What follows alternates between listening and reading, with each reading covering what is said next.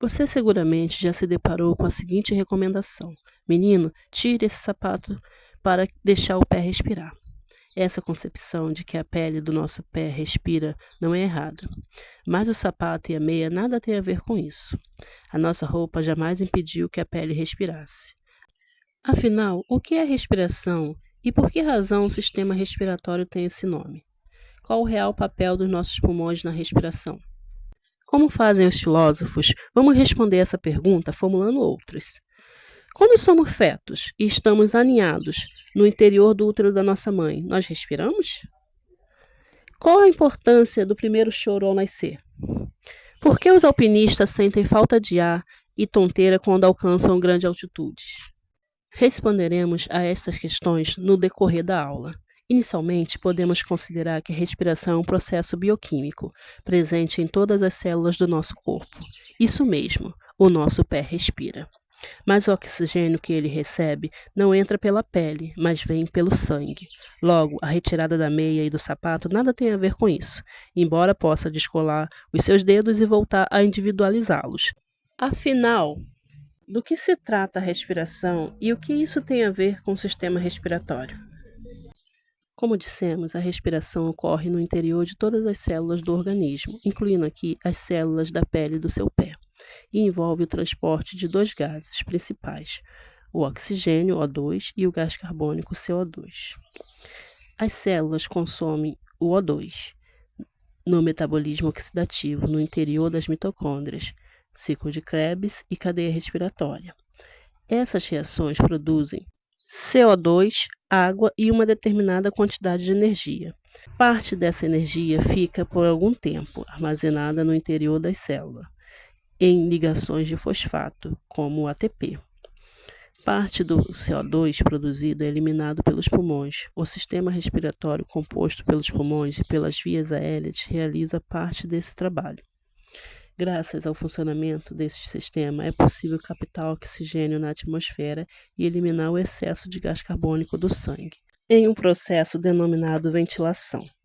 Portanto, o sistema respiratório é responsável pela ventilação, ou seja, pela entrada e saída de ar das vias aéreas, que denominamos inspiração e expiração, respectivamente. Lembre-se de que o ventilador que você tem na sua casa, movendo hélices, cria um fluxo de ar.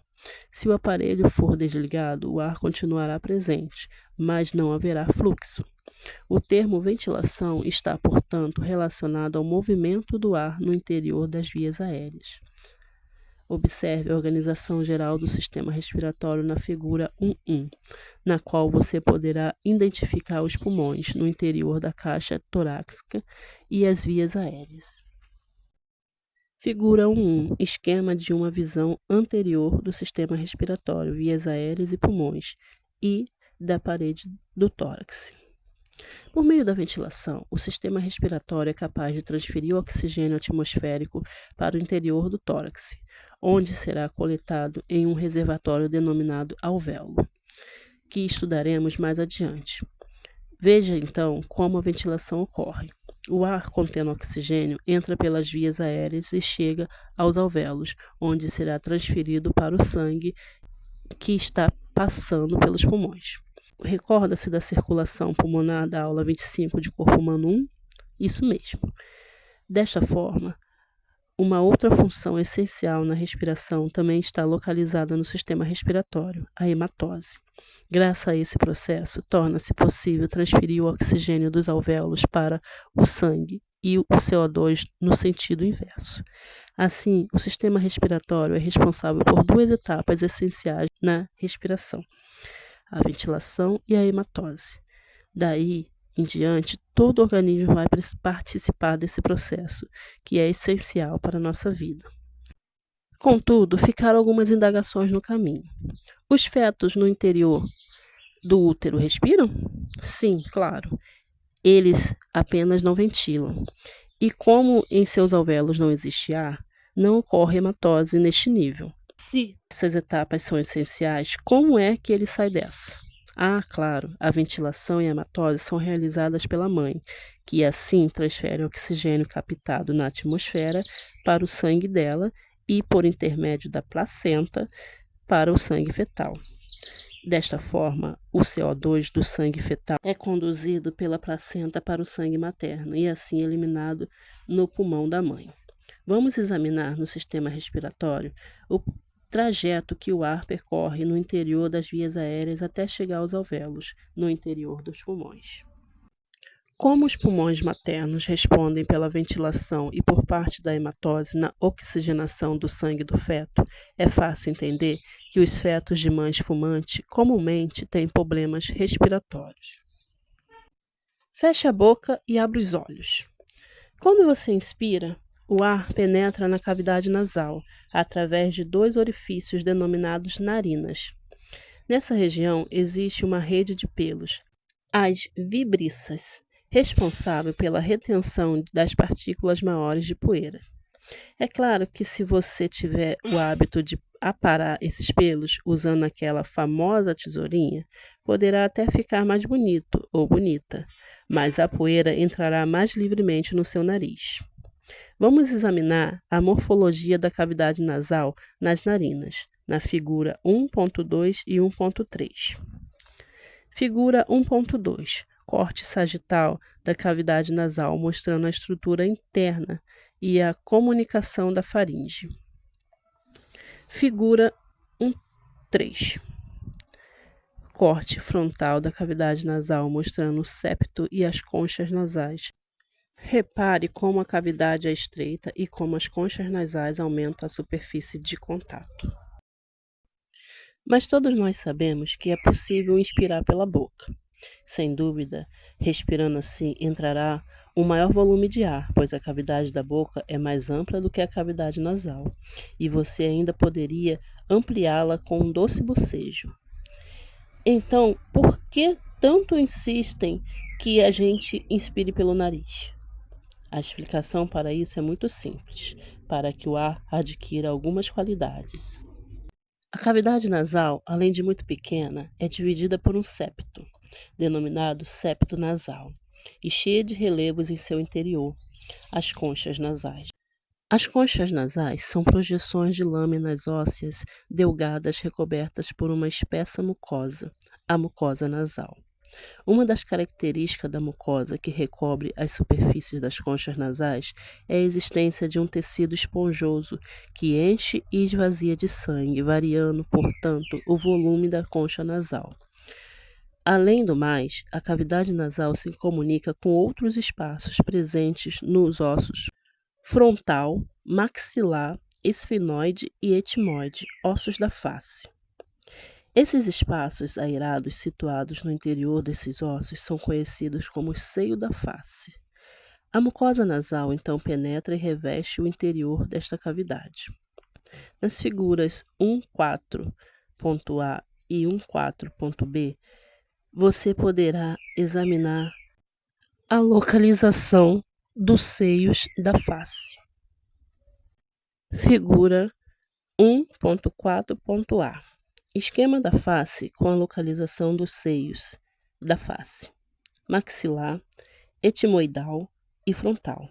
Observe no exemplo dos seios maxilar como a cavidade dos seios são comunicadas com a cavidade nasal. Figura 1.4.B. Corte sagital da cabeça, no qual podemos ver o seio esfenoidal. O termo seio em anatomia significa cavidade, nada tendo a ver com a mama, como é empregado na linguagem comum. Portanto, as cirurgias dos seios não são realizadas pelos cirurgiões plásticos, mas pelo otorrinolaringologista. É relativamente frequente que micro-organismos penetrem na cavidade nasal e invadam os seios da face, provocando infecções. As inflamações da cavidade nasal e dos seios da face são conhecidas como rinite e sinusite, respectivamente. Observe, então, o grande e estreito labirinto que o ar percorre quando entra pelas narinas. Por que isso é tão importante? Essa dificuldade inicial do ar em penetrar livremente pelo nariz é essencial para que ele ganhe qualidade, uma vez que aumenta o tempo de contato do ar cheio de impurezas com a mucosa nasal. Esse contato relativamente demorado do ar com a mucosa nasal é que possibilita um processamento adequado, através do qual o ar inspirado será aquecido, umidificado e limpo de poeira e de micro-organismos. A mucosa respiratória presente na maior parte das vias aéreas apresenta uma série de características morfológicas para executar esse processamento. Veja um resumo destas características no quadro 1.1. Quadro 1.1. Aspectos morfosfuncionais da cavidade nasal que possibilitam o processamento do ar inspirado. Características morfológicas. E do outro lado temos as vantagens no processamento do ar. Vamos lá. Número 1. Rica rede vascular. E a vantagem permite maiores trocas de calor e de água do ar com o sangue. 2. Característica 2. Conchas nasais, relevo nas paredes laterais. Vantagem: aumentam as áreas de contato do ar com a mucosa. 3. Seios da face paranasais.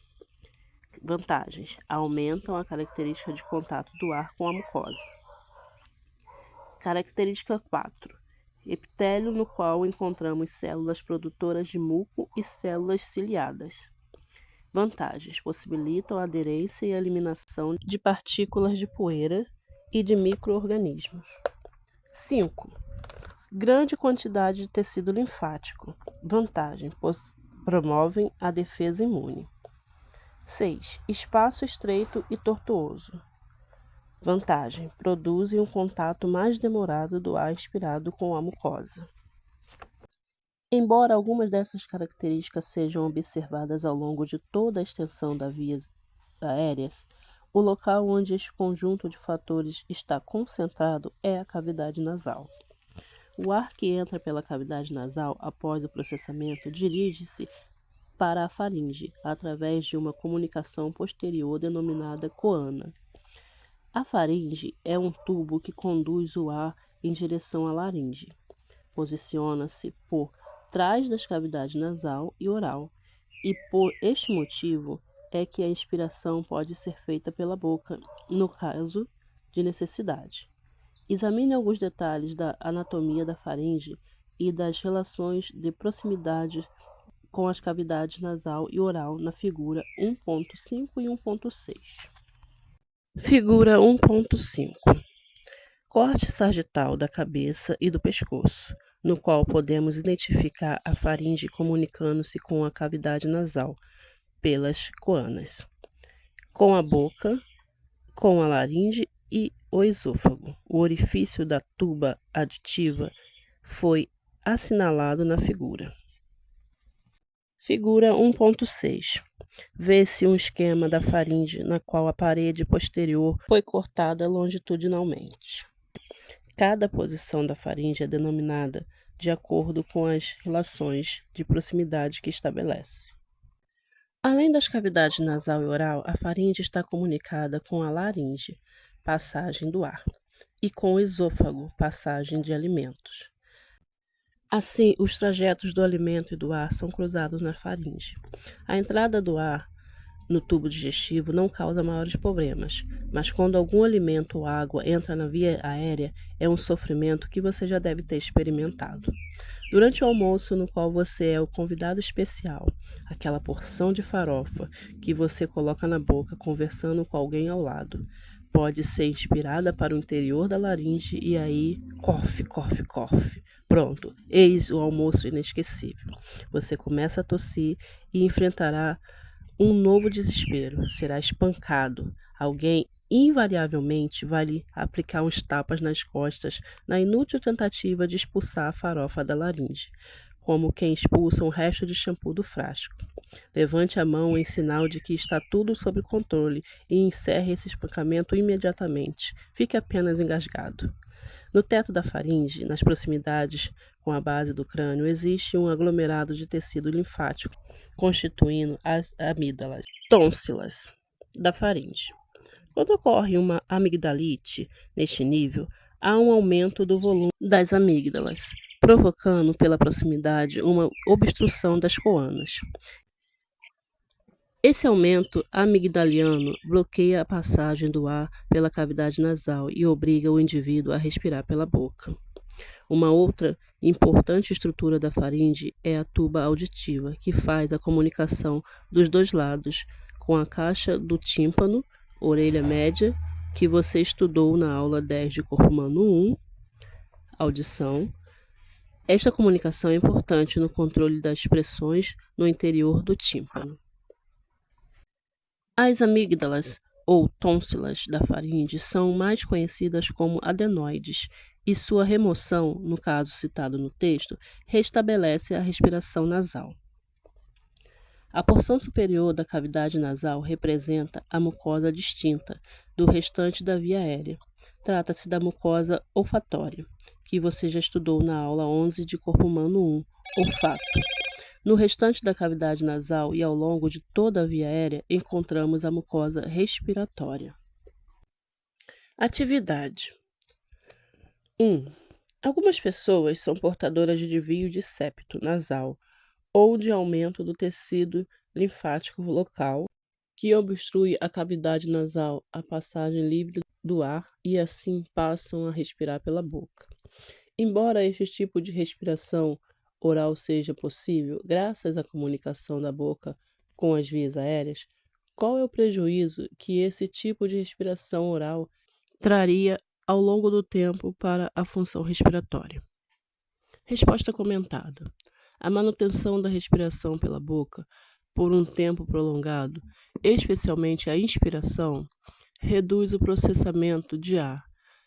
Como você já estudou, embora esse tipo de respiração seja possível e, em muitos casos, essencial, ele não deve ser mantido por um período mais prolongado, pois reduziria o aquecimento e a modificação e a limpeza do ar que entra, uma vez que é na cavidade nasal que esse processo é mais eficiente. Poderiam ainda criar problemas nas crianças em relação ao crescimento da face e à adução dentária. 2. Quando subimos uma serra ou uma montanha, ocorre uma redução progressiva da pressão barométrica local atmosférica. Como você estudou na aula 8 de audição, existe no interior do meato acústico externo uma membrana denominada timpânica. Assim, ao subir a serra, a pressão externa à membrana atmosférica é menor do que a pressão no interior da orelha média, caixa do tímpano, criando assim uma diferença de pressões entre os dois lados da membrana e produzindo um desvio nesta delicada estrutura. Por esse motivo é que as pessoas reclamam de zumbido e de dor no ouvido quando sobem uma montanha. Qual a estrutura da faringe que se comunica com a orelha média e por que razão o ato de bocejar, abrir bem a boca, reduz os sintomas?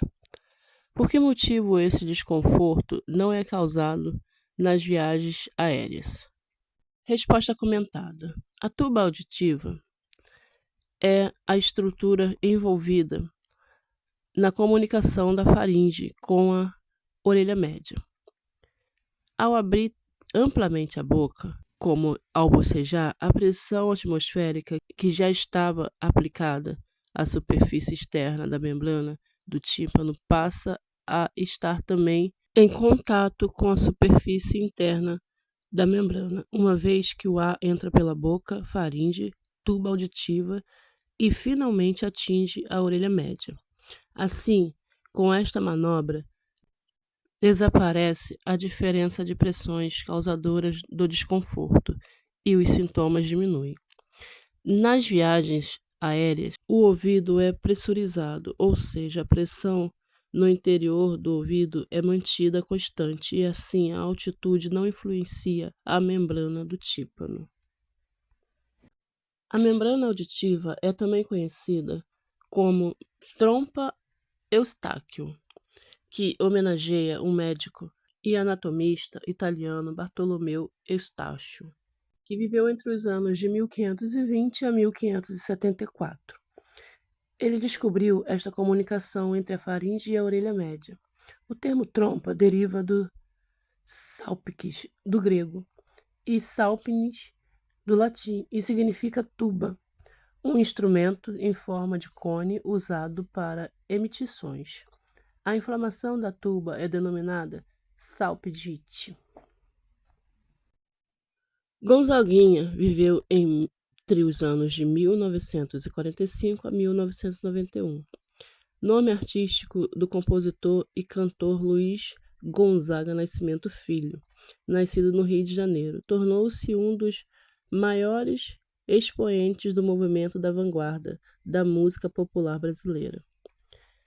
O verso apresentado no título faz parte da música Sangrando, gravada em 1977.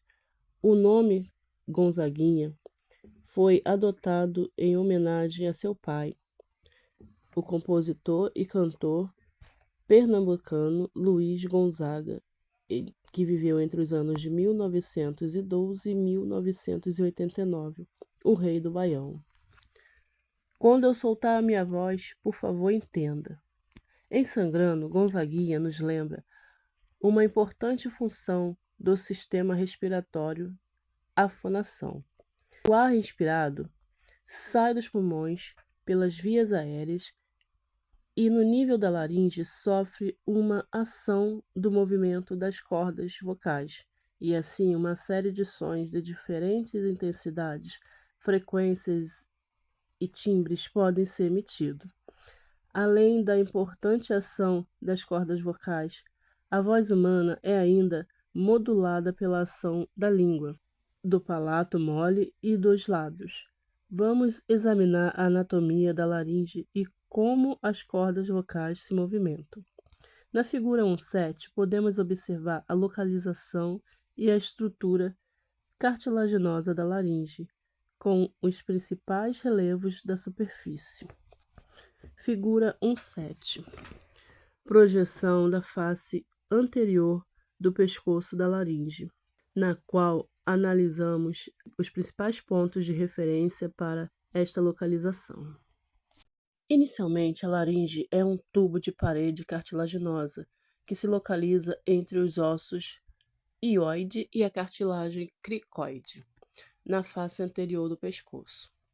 Tem um formato que se assemelha a uma ampuleta, ou seja, com um estreitamento em seu ponto médio.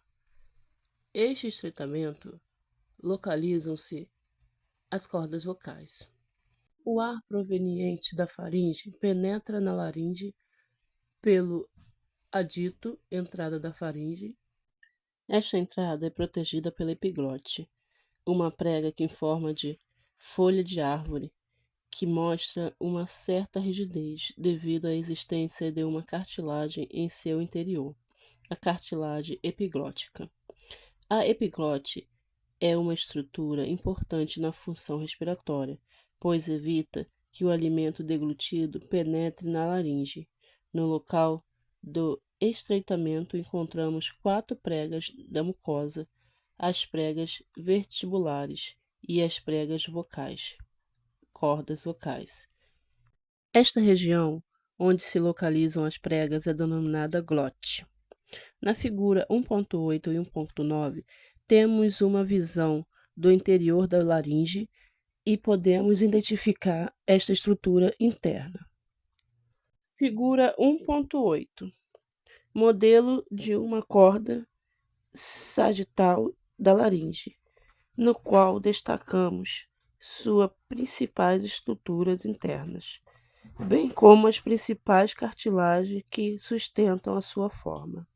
Figura 1.9. Esquema do corte frontal, no qual assinalamos algumas estruturas da laringe. Observe como a laringe torna-se muito estreita no nível da rima da glote. Ampuleta. Conhecido como relógio de areia, sua invenção é atribuída a um monge francês de nome Louis Prandi, que teria vivido no século XVIII. No entanto, as primeiras referências a este objeto aparecem apenas no século XIX. É formada por dois cones ocos de vidro, unidos pelo gargalo, de modo a deixar passar a areia de um para o outro num determinado intervalo de tempo, através de um orifício. Para proteger o conjunto era usada uma armação de madeira ou de latão. Mais tarde, as ampoletas foram feitas de uma só peça de vidro, com um orifício para passar a areia. Adito. Na mitologia grega, cerca de 1200 a.C., o Adito era uma área proibida situada no núcleo do templo de Apolo, oráculo de Delfos, só acessível à sacerdotisa escolhida para falar em nome de Apolo, o deus da profecia. A analogia pode ser atribuída ao fato de que o adito da laringe esteja relacionado à emissão de voz. Embora os termos anatomicamente corretos sejam pregas vocais e pregas vestibulares, o uso popular consagrou as pregas vocais como cordas verdadeiras, e as pregas vestibulares como cordas vocais falsas. Usaremos no texto o termo cordas vocais. Assim, uma série de músculos da laringe age tanto na movimentação quanto no aumento da tensão das cordas vocais. E assim, o ar que passa em alta velocidade sofre diferentes tipos de compressão, modulando a emissão dos sons. Se você colocar em sua mão um ponto médio de seu próprio pescoço, sentirá uma vibração sempre que algum som for emitido. Essa região compreende a glote, o estreito espaço situado entre as cordas vocais direita e esquerda, a estreita fenda através do qual o ar passa, entre as cordas vocais e a rima da glote. Além da epiglote, a entrada do alimento no interior da faringe é impedida pela ação dos reflexos que envolve a aproximação das cordas vocais, fechando a rima da glote, e pela inibição temporária do centro respiratório, interrompendo a respiração. Caso algum alimento, mesmo assim, penetre na laringe, desencadeia-se o reflexo da tosse, expulsão.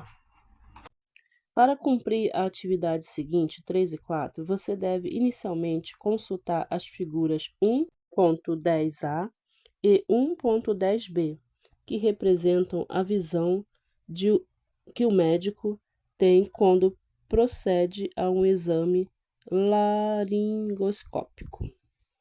Figura 1.10a. Esquema da visão da região da glote como se fosse observada por laringoscopia. A estrutura mais importante foram assinaladas. Observe a aproximação das pregas vocais, emissão dos sons agudos. Figura 1.10b. Esquema semelhante ao da figura anterior. Nesta posição, as cordas vocais se afastaram, ampliando a rima da glote, e a passagem do ar é obtida quando o indivíduo emite sons graves. Podemos observar as estruturas internas e a dinâmica da laringe humana por meio de um exame denominado laringoscopia. Pode ser realizado com o uso de uma haste metálica com um espelho na extremidade ou por meio de um dispositivo mais complexo munido de iluminação própria. Atualmente também se emprega um cabo flexível de fibra de vidro ligado a um sistema de TV. Atividade 3. Os professores e os cantores costumam fazer um exame periódico de suas laringes. Nesse exame, o médico posiciona uma longa haste de metal com um espelho na extremidade para observar a anatomia interna da laringe. Neste procedimento, ele solicita que o indivíduo examinado emita os sons das vogais, a partir da qual você estudou no texto. Responda 3 questões. Por que os professores e cantores devem fazer o exame de laringe periodicamente? Para observar a laringe, deve a face do espelho estar voltada para baixo ou para cima. Por que razão ele solicita que o paciente emita os sons das vogais durante a observação da laringe? Resposta comentada. Os professores e cantores devem fazer este exame periodicamente porque forçam muito a voz. O ar expirado usado na emissão dos sons passa com um atrito intenso na região das cordas vocais e, em muitos casos, provocam a formação de um espessamento, calo, na região. Como a haste de metal está posicionada no fundo da cavidade da boca, o espelho deve estar voltado para baixo, para evidenciar a laringe. Se o espelho estivesse voltado para cima, teríamos uma bela visão do teto da laringe e das coanas. Se o paciente estivesse apenas com a boca aberta, o médico poderia, com o espelho, ver as cordas vocais, mas jamais saberia algo a respeito da sua mobilidade. Assim, a emissão dos sons das vogais coloca em ação os movimentos das cordas, e esta informação seria importante como um exame funcional. É claro que emitir as vogais com a boca aberta, como você deve estar fazendo ao ler este texto, confesse, pode ser algo desafiador. Exercício 4. Uma pessoa nos contou que na infância, devido a uma forte reação alérgica, teve um edema na glote, apresentando uma crise de dispneia, falta de ar. E seus pais levaram-na prontamente a um pronto-socorro para um atendimento de urgência. Baseado no que você estudou, perguntamos: 1. O que é glote? 2. Por que motivo um edema na glote, aumento da espessura dos tecidos com acúmulo de líquidos, provocou a dispneia? Por que a glote é uma região tão crítica quando ocorre um aumento do volume das estruturas ali localizadas? Resposta comentada. Glote, como você já viu no texto, é uma região e não uma estrutura. É uma parte da laringe na qual encontramos as cordas vocais e as pregas vestibulares, e o espaço entre elas, ventrículos da laringe. Um edema de fundo alérgico, ou por outro motivo, que ocorra na glote, obstrui a passagem do ar, uma vez que este é um ponto crítico, isto é, o local de maior estreitamento da cavidade da laringe, rima da glote. Uma árvore frondosa no caminho do ar, a via traqueobrônquica. A partir do nível da laringe, isto é, da cartilagem cricoide, o ar inspirado segue pela traqueia e pelos brônquios, que você poderá acompanhar nas figuras 1.11 e 1.12. Figura 1.11. Esquema representando a localização dos pulmões na cavidade do tórax, bem como a ramificação das vias aéreas. Figura 1.12. Observe neste esquema a diferença entre as ramificações da via aérea do pulmão direito e esquerdo.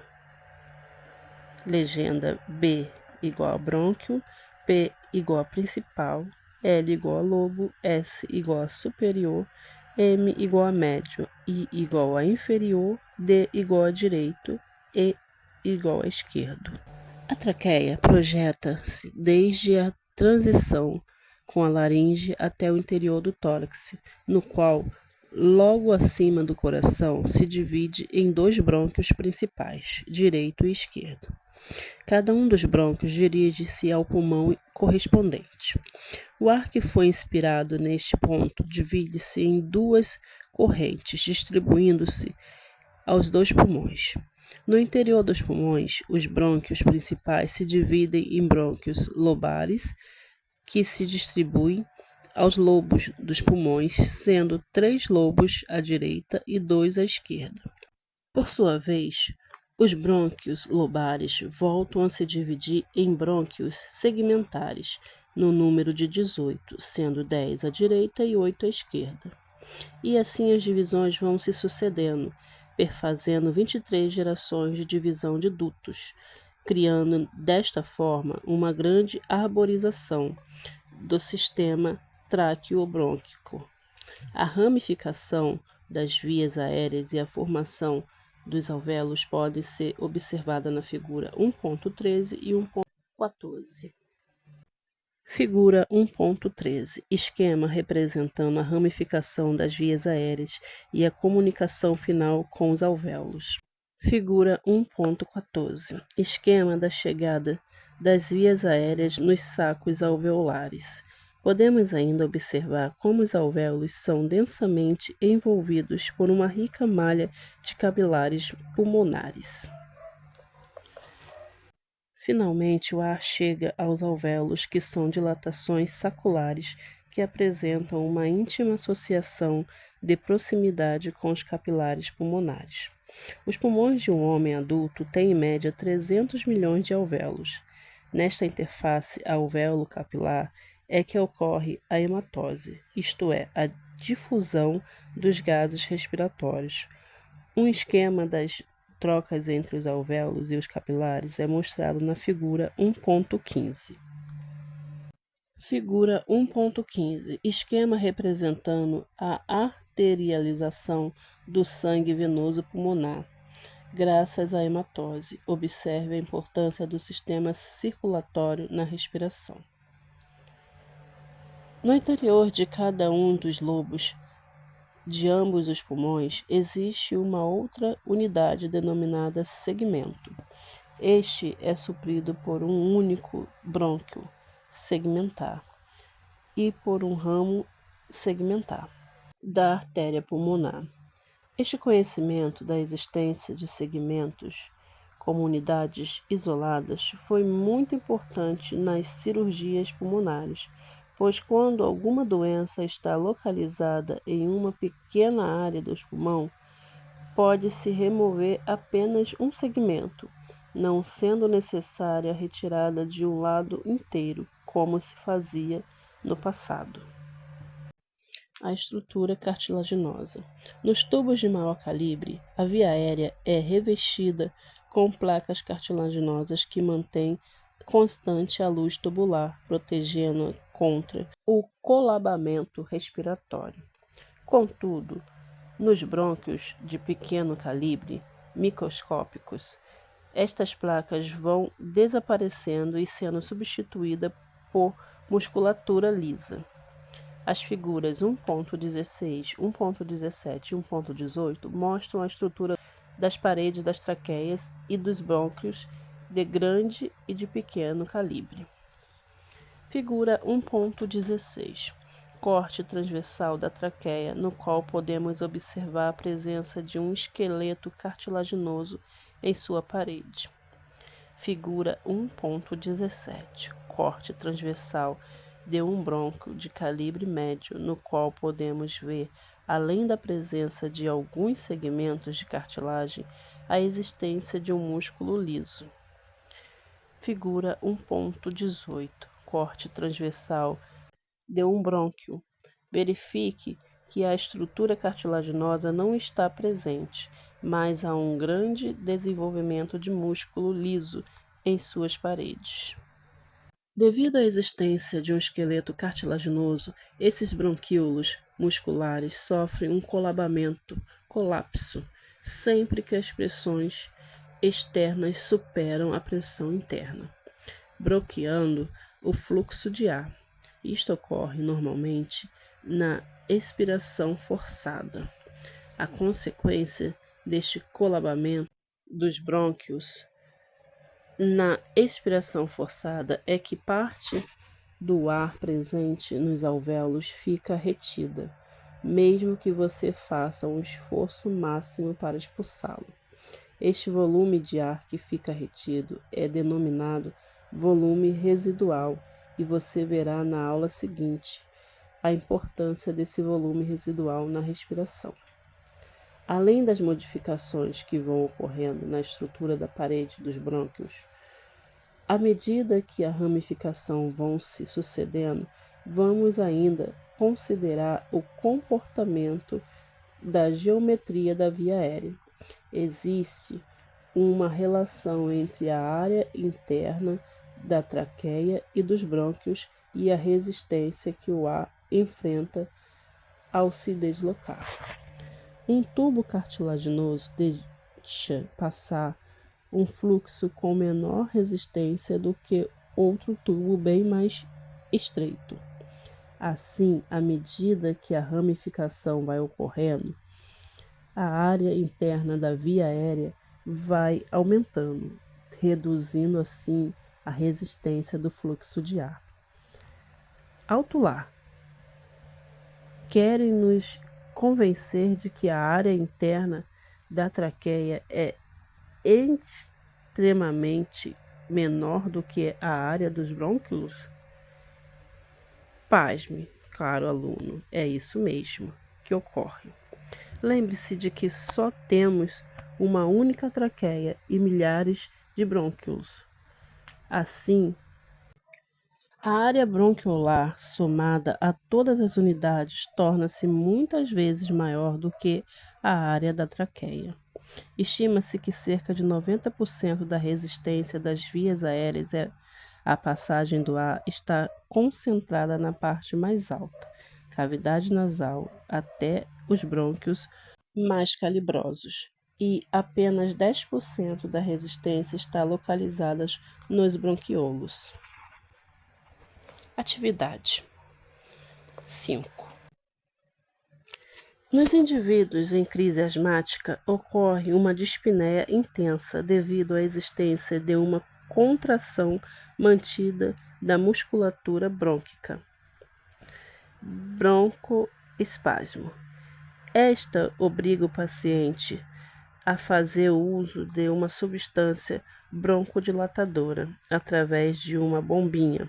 Com esse medicamento, as crises podem desaparecer ou, pelo menos, reduzir de intensidade. A partir do texto, indique em que nível da via aérea ocorre esse distúrbio. Por que razão o broncoespasmo provoca dispneia? Como agiu o medicamento na melhora do quadro? O espasmo da musculatura da via aérea só é possível nos brônquios, uma vez que a parede da via aérea neste nível não tem cartilagem, e sim musculatura lisa. A contração dos músculos bronquiolares reduz o calibre da via aérea e a passagem livre do ar fica comprometida. O oxigênio terá dificuldade de chegar aos alvéolos e o CO2 será removido da expiração em quantidade insuficiente. A substância usada nas bombinhas, sendo um broncodilatador, age provocando um relaxamento da musculatura local e restabelecendo o calibre original do bronquíolo. Atividade 6. Faça um experimento a respeito da via aérea. Pegue uma lata ou uma garrafa de refrigerante. Calma, isso não é receita de torta, mas uma aula prática de respiração. Chegaremos lá. Coloque um canudo na garrafa e dê um gole. Veja que você precisou de algum esforço em sua boca para sugar o refrigerante. Agora, pegue mais 2 canudos iguais a esse, perfazendo 3 canudinhos. Ao sugar o refrigerante usando os 3, ficou mais fácil beber o líquido? O esforço agora foi maior ou menor? Se você, ao invés de colocar os 3 canudos paralelamente, os posicionasse em série, isso é, um ligado ao outro pelas extremidades. Como você aplicaria este conceito na relação às diferenças de calibres das vias aéreas? Resposta comentada. Acho que você entendeu que o canudo único pode ser comparado aos traqueias e os brônquios maiores, que apresentam maior resistência interna. O uso de 3 canudos será comparável aos brônquios mais finos e aos brônquiolos e, por terem maior área interna, oferecem menor resistência à passagem do fluido. Contudo, ao ligar os 3 canudinhos pelas extremidades, você percebeu que o esforço para beber o refrigerante foi o maior de todos. Isso ocorre pois o aumento do comprimento da via da passagem aumenta a resistência do fluxo. Livrando-se dos canibais com uma haste de bambu, o espaço morto. Quando realizamos a expiração, cerca de 150 ml de ar ficam no interior das vias aéreas, sem atingir os alvéolos, espaço morto atômico. Assim, de cada 500 ml de ar inspirado, cerca de 350 chegam ao nível alveolar para hematose. Por esta razão é que as respirações rápidas e superficiais, taquipneias, podem provocar a perda da consciência do indivíduo, uma vez que a redução progressiva do volume do ar que entra e sai somente consegue ventilar o espaço morto. Imagine que você faça inspirações e expirações movimentando apenas 200 ml do ar, no lugar dos 500 ml normais. Quando o ar entra em suas vias aéreas, apenas 50 ml chega aos alvéolos para a hematose, pois 150 ml ficaram no espaço morto. Se você insistir em manter o volume neste nível, é bom se preparar para um bom desmaio. Esta é a razão pelas quais os médicos nos hospitais fazem uma traqueostomia em paciente muito debilitado e que apresente dificuldades respiratórias. A traqueotomia consiste na abertura cirúrgica de um orifício no pescoço, através da qual é introduzida uma pequena haste curvada, a cânula, no interior da traqueia. Para que serve isso? Exatamente para reduzir o comprimento das vias aéreas, uma vez que o ar entrará e sairá pela cânula e não passará mais pela cavidade nasal nem pela faringe ou laringe, reduzindo o esforço respiratório do paciente. Como o ar não passa pela cavidade nasal, ele será pobremente processado e, por isso, esta cânula não deverá ser mantida por um longo tempo. A traqueotomia, portanto, reduz o espaço morto anatômico. Atividade 7. Imagine um filme no qual um indivíduo está sendo perseguido por canibais em uma floresta. No meio do caminho, cansado da fuga, ele teve uma ideia. Pegou um longo pedaço de bambu, mergulhou no rio mais próximo, respirando através do bambu. Fica imóvel algum tempo, inspirando e expirando. Os canibais ficam olhando algum tempo. Entra a música incêndica de canibais atômicos. Pronto. Considerando que o volume interno do bambu tem cerca de 1,5 litros e admitindo-se que está dentro da água, onde a pressão é mais alta do que na superfície, e ainda que suas vias aéreas apresentam um espaço morto anatômico, pergunta-se: haverá algum esforço suplementar nesse tipo de respiração? Se os canibais resolverem não ir embora, ele estará sob risco? Resposta comentada. Na verdade, não há risco algum, pois isso é uma filmagem. Mas vamos ao tema central. Quando ele respira espontaneamente, inspira 500 ml de ar, dos quais 150 ficam no espaço morto anatômico e 350 ml chegam aos alvéolos para a hematose. Contudo, quando ele puxa o ar pelo bambu, na inspiração, precisa encher 1.500 ml do bambu Em seguida, 150 ml do espaço morto. Vá somando. E ainda fazer chegar aos alvéolos 350 ml. Quanto deu isso?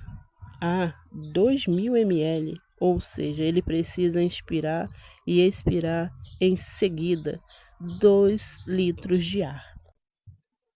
Um aumento de 4 vezes. Este volume exigirá um grande esforço respiratório dentro d'água, onde a pressão elevada comprime o tórax, dificultando a sua pressão.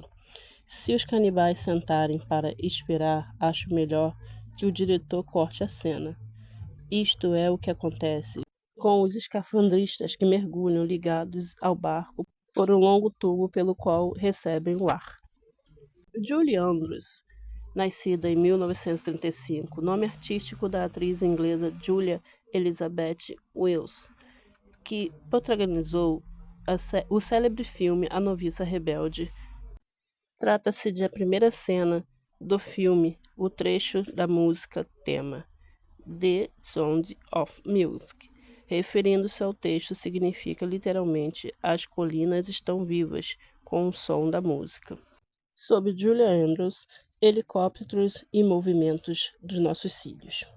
A mucosa respiratória presente na maior parte das vias aéreas, desde a cavidade nasal até os brônquios mais delgados, é composta por um epitélio escamoso pseudo-estratificado. Todas as células trocam a membrana basal, ciliado em células calciformes, produtoras de muco, que podem ser observadas na figura 1.19 e 1.20. Figura 1.19. Esquema de uma visão microscópica de um corte transversal da via aérea, na qual se pode ver o epitélio respiratório com células ciliadas, CC, e a presença de uma camada de muco produzindo células caliciformes, CM. Figura 1.20. Representação da forma pela qual as partículas inaladas com o ar inspirado são retiradas no tapete do muco que desliza movido pela atividade cília do epitélio. Grande parte das partículas de poeiras e de micro-organismos que, porventura, entrem em contato com o epitélio respiratório são aderidos à camada do muco presente sobre a mucosa. O movimento ciliar impele esta camada de muco justamente com as partículas aderidas, como uma esteira deslizante em direção ao exterior, na região próxima às narinas, e na direção do esôfago, o restante da via aérea, para que sejam eliminados. Isso mesmo, caro aluno, o muco que você produz e as partículas vão parar no interior do seu estômago e você vai digerir e absorver tudo. Proteínas, glicídios e água. Ora, disfarça essa cara de nojo. Você viveu muito bem até agora sem saber disso. Contudo, estas características do epitélio da mucosa respiratória modificam-se à medida que a via aérea se ramifica. Nos brônquios terminais, o epitélio mucociliar desaparece e os mecanismos de defesa vão sendo representados pela presença de macrófagos livres na região.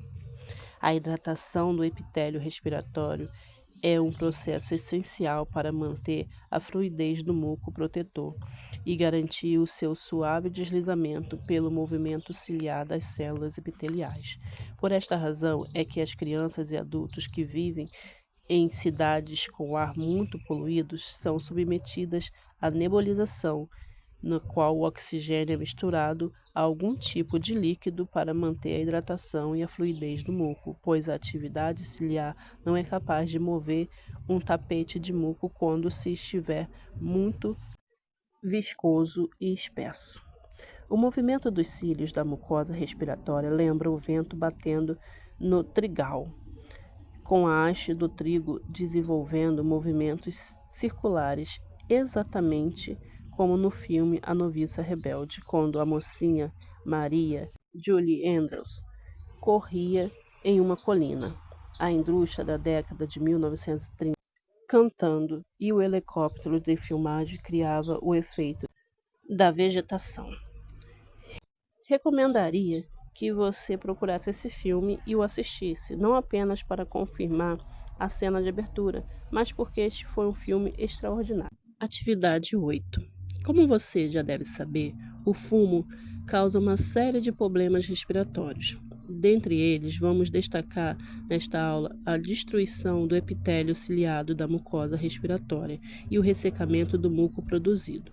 Diante dessas alterações, o que você acha que será modificado na dinâmica do sistema mucociliar? Que efeito esta alteração traria para a ventilação pulmonar? Resposta comentada.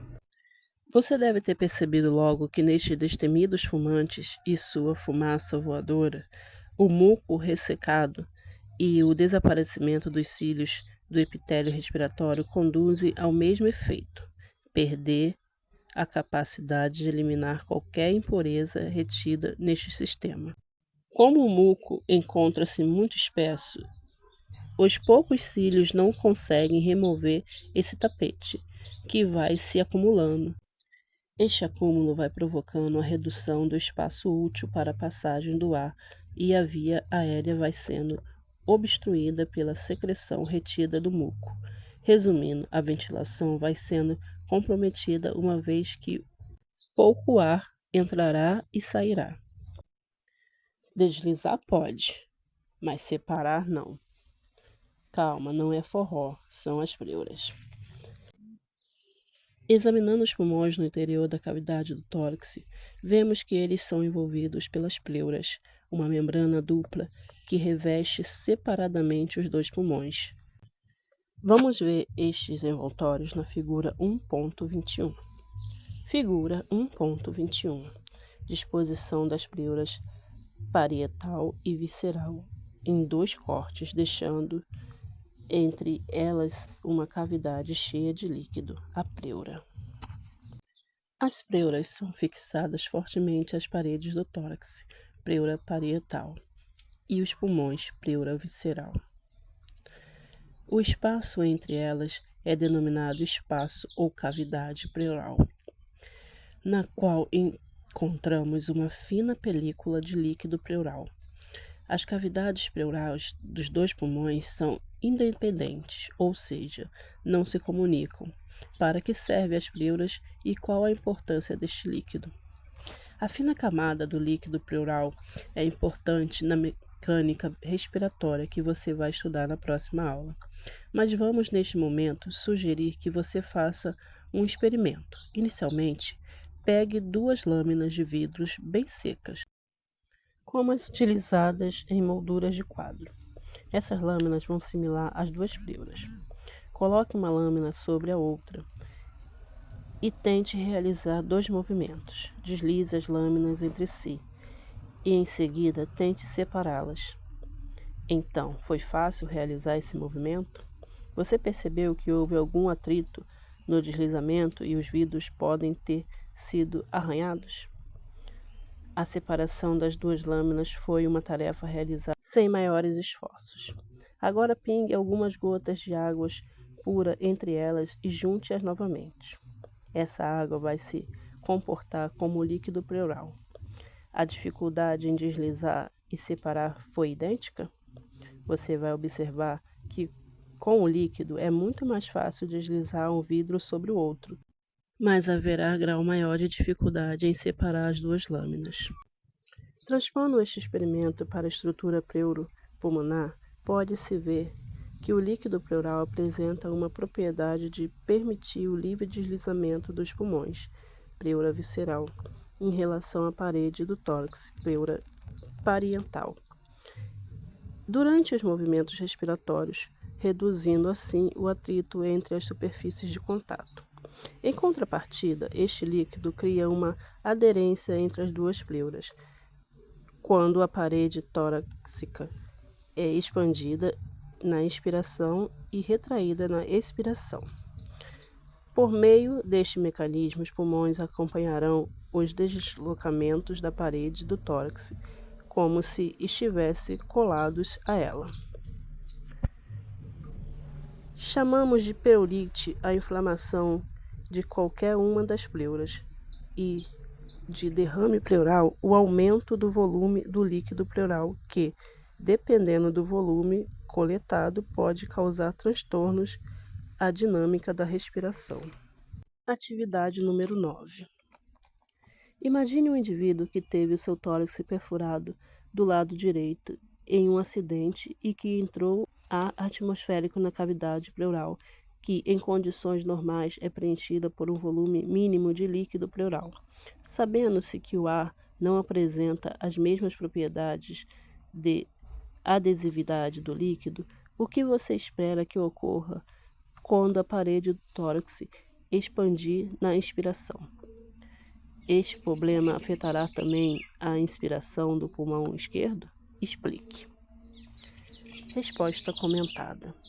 Como você estudou no texto, os movimentos do pulmão acompanham o movimento da parede torácica, pois a pleura parietal e visceral estão unidas pela fina camada de líquido pleural, devido ao elevado grau de adesividade existente. Contudo, como no caso referido houve a entrada de ar, é claro que a expansão da caixa torácica não será acompanhada pelo pulmão direito. Assim, a entrada de ar no pulmão deste lado não confunda o ar inspirado com o ar que entrou pelo ferimento. Estaria prejudicado. A entrada de ar no pulmão deste lado estaria prejudicada. O que ocorre no lado esquerdo?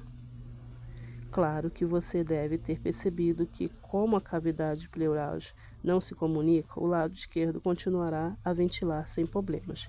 Assim, em cada movimento respiratório, o pulmão esquerdo receberá um volume maior de ar do que do direito, que estará com o seu poder de ventilação comprometido. Bofes espumantes ou retorno ao açougue. Se você colocar o ouvido direito na parede anterior ou posterior do tórax de um voluntário e pedir que ele respire profundamente, poderá perceber sem dificuldade a existência de um som semelhante ao vento. São as ondas sonoras produzidas pela entrada e saída de ar nos pulmões, através das vias aéreas, e que propagam até a parede do tórax. Lembra-se da visita do açougue que fizemos na aula 17 de Corpo Humano 1, na qual estudamos os músculos esqueléticos? Pois, voltemos lá. Vamos solicitar ao nosso amigo açougueiro que, em nome da ciência, nos empreste um pedaço de pulmão bovino. Mas lembre-se de que na Nómina Atômica Nacional dos Açougues, NANA, entidade em que acabei de criar, o pulmão é conhecido como bofe. Você verá que o pulmão bovino tem uma coloração rósea, pois os bois não fumam. Esta coloração é semelhante ao de um pulmão humano, livre de poluição e de tabaco. Você poderá observar a estrutura esponjosa do pulmão e, se espremer este fragmento, verá que vai sair um líquido espumante. O que isso significa? Que no interior dos pulmões existe líquido e ar. O líquido é o sangue e o ar, bem, você já sabe. Ao açougueiro, nosso mais comovido agradecimentos e vamos em frente. Assim fica fácil entender que se um pedaço pequeno de pulmão contendo ar for colocado em uma vasilha com água, ele flutuará. Se o animal tivesse morrido no interior do útero da vaca e jamais respirado uma única vez, o que teríamos? Claro, você já deve ter percebido, o pulmão não teria ar e o fragmento afundaria, se colocado na mesma vasilha de água. Vamos integrar o estudo dos pulmões com conhecimentos que já temos da via aérea, acompanhando a entrada de ar na inspiração. Podemos perceber que parte das vias aéreas está situada no interior dos pulmões, intrapulmonar, enquanto que outra parte é extrapulmonar. O limite entre as duas partes fica situado nos brônquios principais, que é o último trecho localizado fora dos pulmões. Os brônquios lobares e o segmento mais distais estão situados no interior da estrutura pulmonar.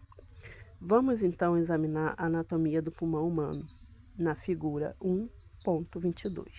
Figura 1.22. Esquema representando a diferença na divisão lobar dos dois pulmões, bem como a relação com a via aérea.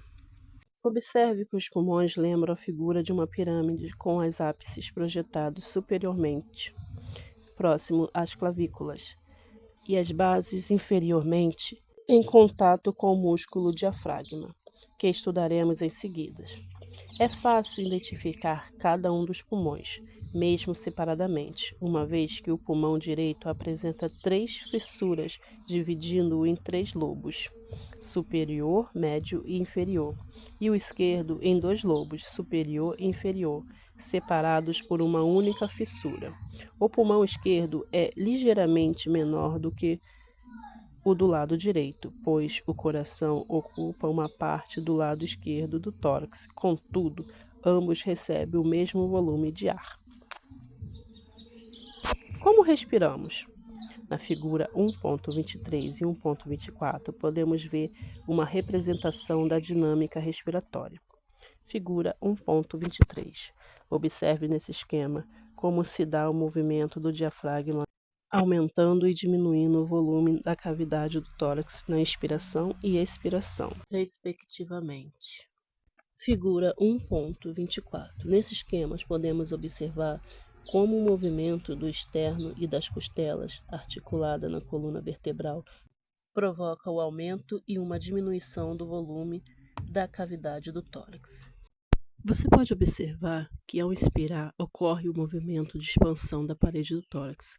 Veja em você mesmo, inspire fundo e observe como seu tórax se expande. Esse aumento do volume da sua caixa torácica é responsável pela entrada de ar pelas narinas. Vamos contar um segredo a você. Não é a entrada de ar que faz o seu tórax expandir, mas exatamente ao contrário. O aumento do volume da caixa torácica é que faz o ar entrar. Mas como isso acontece? Vamos examinar a figura 1.25 e 1.26 para entender como os principais músculos da respiração atuam no movimento do tórax. Figura 1.25. Posição e forma do músculo diafragma, paraquedas ou cúpula. Essa forma favorece a variação do volume da cavidade do tórax na ventilação. Figura 1.26. Disposição dos músculos intercostais importantes nos movimentos das costelas durante a ventilação dos pulmões. Observe como o diafragma, aquele músculo que separa a cavidade torácica e abdominal, tem a forma de paraquedas ou de uma cúpula. Ao contrair as suas fibras, ele abaixa essa cúpula e por isso ocorre o aumento da dimensão vertical da cavidade torácica. Em contrapartida, os músculos intercostais atuam nas costelas, promovem a sua elevação, acompanhada pela elevação do osso externo. A ação dos intercostais provoca o aumento das dimensões laterais e antero-posterior da cavidade do tórax. Assim, o aumento nas dimensões do tórax traz como consequência um aumento do volume da cavidade. Como aprendemos da física, quando aumentamos o volume de uma cavidade fechada, o que ocorre com a pressão interna? Perfeito, ela será reduzida. Cria-se assim uma diferença entre as pressões intratorácica e atmosférica. Como os alvéolos estão comunicados ao exterior por intermédio das vias aéreas, o ar atmosférico entrará. Eis a inspiração que precisávamos, como diria o nobre poeta. E como faremos para o ar sair na expiração? Muito simples, basta relaxar os músculos referidos.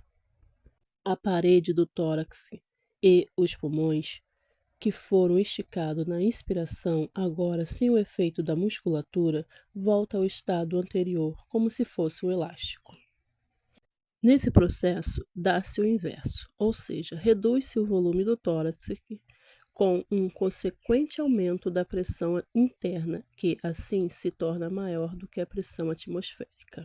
O ar, então, sai pelas vias aéreas seguindo essa direção de pressões. Mas ficamos devendo a você uma explicação. Como as pleuras e o líquido pleural agem nessa mecânica respiratória? Observe que o movimento descrito pelas ações musculares refere-se à parede torácica. Os músculos agem diferente na parede do tórax.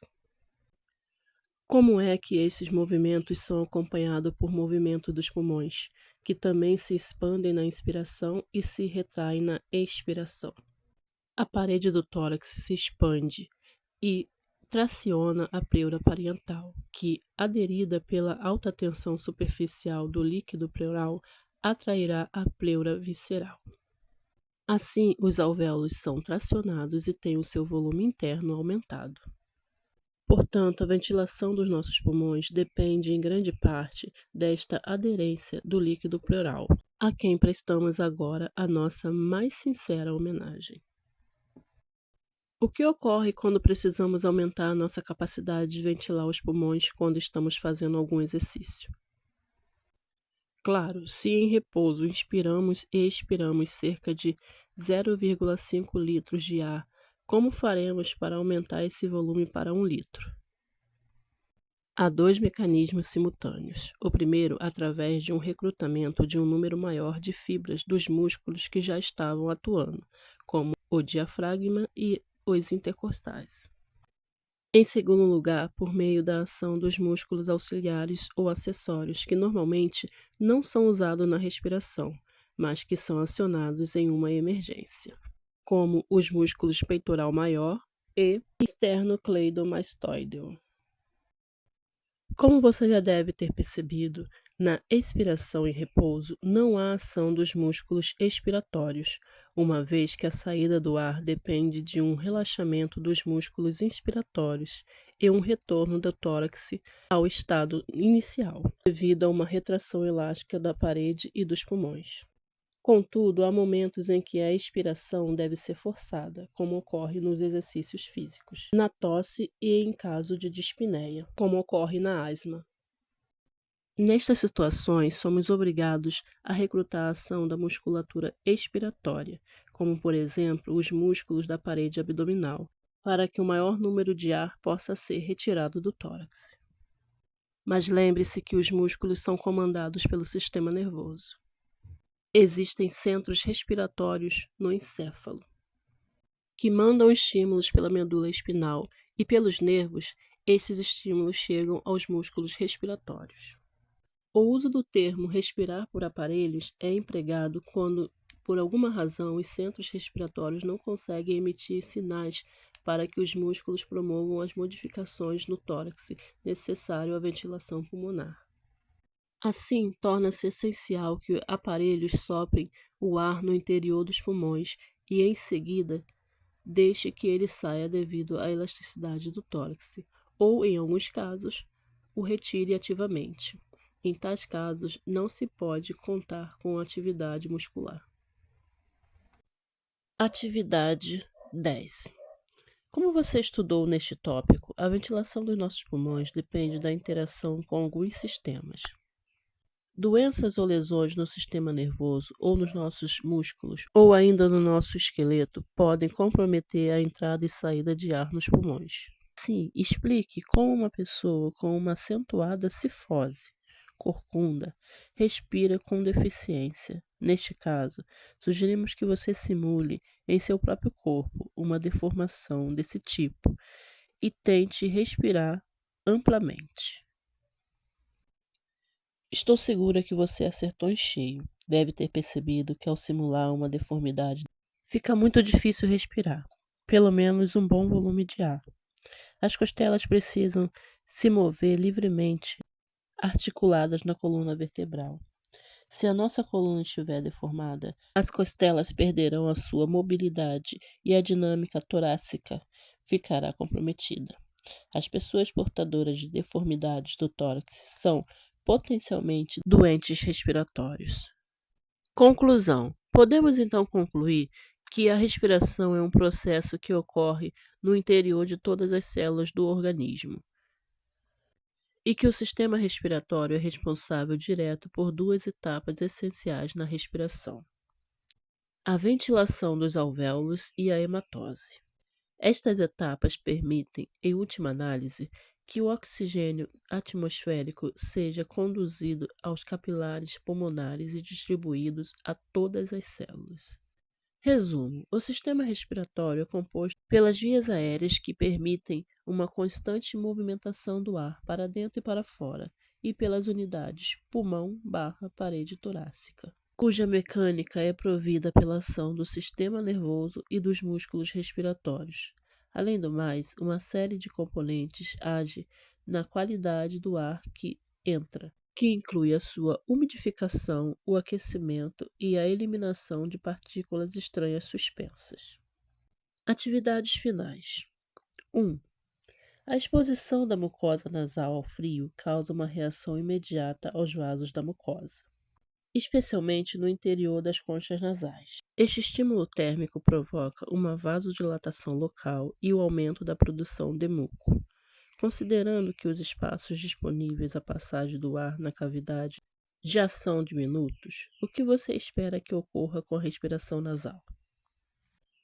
A vasodilatação aumenta o volume das conchas nasais, reduzindo ainda mais os espaços disponíveis à passagem do ar.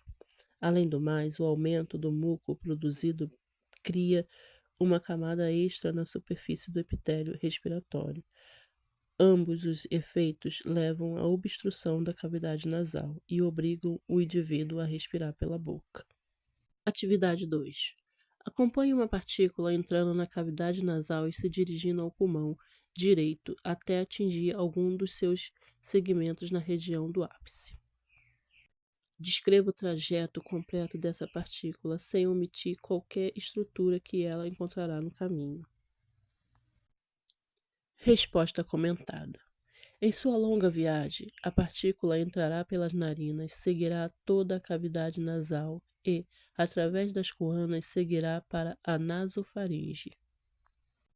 Daí irá para a orofaringe e, em seguida, para a laringe, entrando pelo adito.